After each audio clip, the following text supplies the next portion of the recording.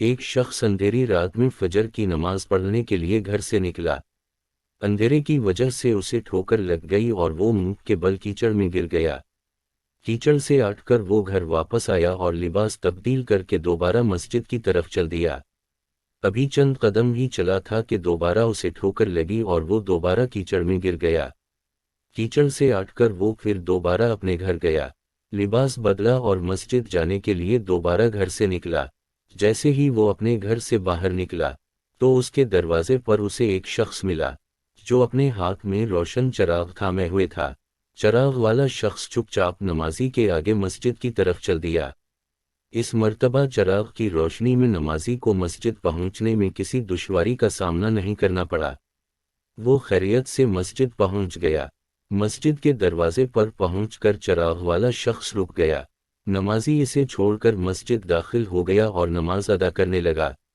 نماز سے فارغ ہو کر وہ مسجد کے باہر آیا تو وہ چراغ والا شخص اس کا انتظار کر رہا تھا تاکہ اس نمازی کو چراغ کی روشنی میں گھر چھوڑ آئے۔ جب نمازی گھر پہنچ گیا تو نمازی نے اجنبی شخص سے پوچھا، آپ کون ہے؟ اجنبی بولا، سچ بتاؤں تو میں ابلیس ہوں۔ نمازی کی تو حیرت کی انتہا نہ رہی۔ اس اجنبی کی یہ بات سن کر نمازی سوچنے لگا، ابلیس شیطان کیسے مجھے مسجد تک چھوڑ سکتا ہے؟ اس کا کام تو لوگوں کو بہکانا ہے۔ تو اس شخص نے بڑی حیرت کے ساتھ ابلیس سے پوچھا، تجھے تو میری نماز رہ جانے پہ خوش ہونا چاہیے تھا، مگر تم تو چراغ کی روشنی میں مجھے مسجد تک چھوڑنے آئے۔ ابلیس نے جواب دیا کہ جب تمہیں پہلی ٹھوکر لگی اور تم لباس تبدیل کر کے مسجد کی طرف پلٹے تو اللہ تعالیٰ نے تیرے سارے گناہ معاف فرما دیے۔